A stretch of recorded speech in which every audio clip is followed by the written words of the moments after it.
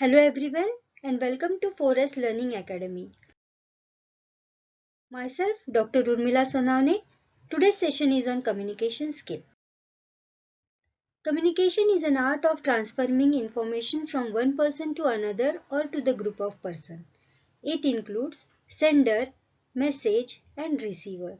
Sender is the person who sends the message, while message is the information that has to be transferred from one person to another. Receiver is the person who receives the message. Moving forward is the various types of communication. These types are based on the expression, structure and direction. On the basis of expression, there are two types of communication. One is verbal and second one is the written. On the basis of expression, the communication is orally done in verbal communication and nothing is in the written format. The examples of it are lectures and telephonic conversations. The second type is the written communication, which is always in the written form and it is in the black and white format or the electronic format. On the basis of organization structure, it is of two types, formal communication and informal communication. Formal communication is generally associated with particular position of the communicator and the recipient. Good example of it are order of manager to his subordinate in the organization. While in informal communication, it is free from all the formalities and it is conveyed by simple glance and gesture. Example is conversation between the two friends that is usually taking place in our societies. And lastly is on the basis of direction, there are three types of communication. The upward communication, the downward communication and the horizontal communication. As the name suggests, upward communication is the flow of message from lower level to the superior level. Example of it is reactions and suggestions of the employees on particular matter in the organization. While the downward is the flow from upper level to the operative level. Example is communication that is related to rules and regulations, policies and orders. And lastly, horizontal communication takes place between two subordinates of same level of management and who are on the equal positions in the organization. And the example is communication between the two head of department. Further, we move towards the communication cycle. In this cycle, the thoughts and ideas of an individual is conveyed to other persons through various means of communication. There are 7 important elements of communication cycle: sender, encoding, message, channel, receiver, decoding and feedback.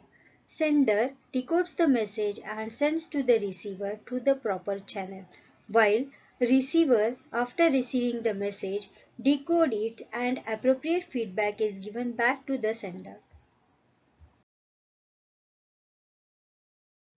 Principles of communication. There are 8 principles of communication.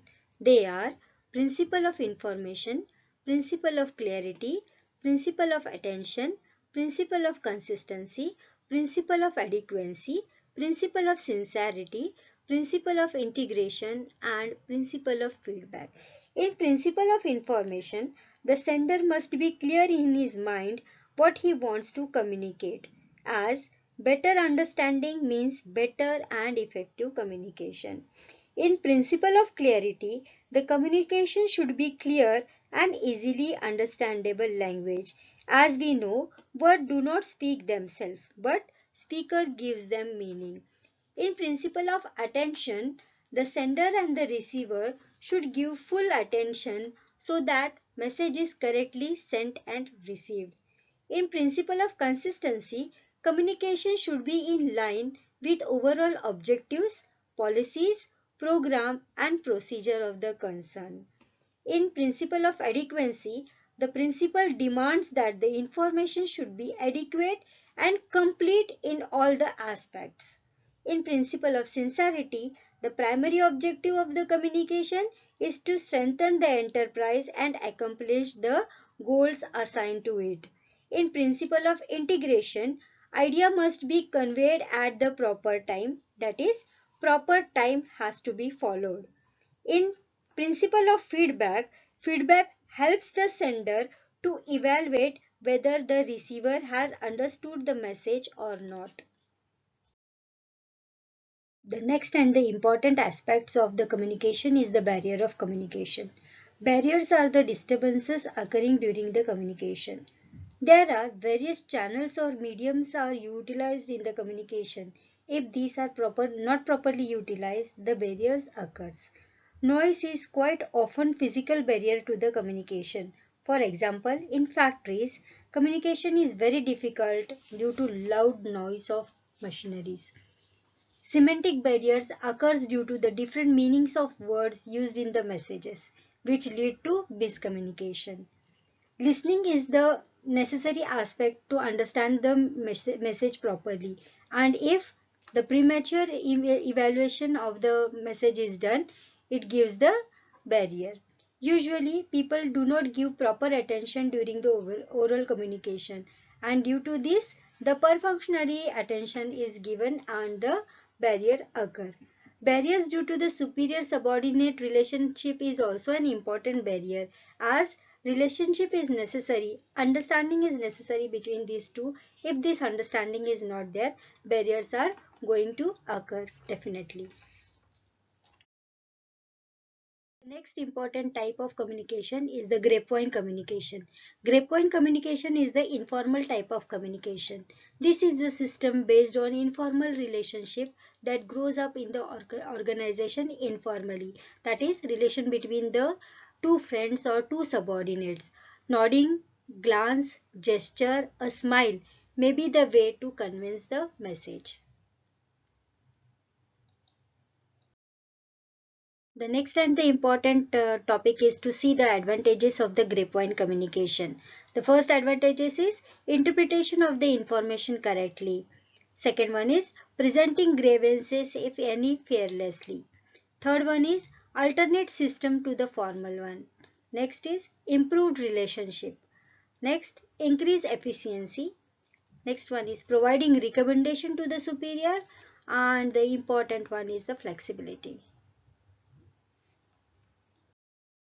Now let us see the disadvantages of grapevine communication.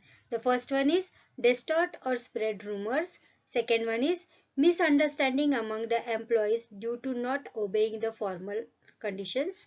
Third one is maintaining secrecy is impossible. And the last one is non-cooperation. Dear friends, in this video we have covered the major and the important aspects of communication skill. I hope you have understood it. So do like, share, subscribe and comment to my channel. And if any other new suggestions on the preparation of any other topics which you want me to cover, please do comment me. Thank you and take care.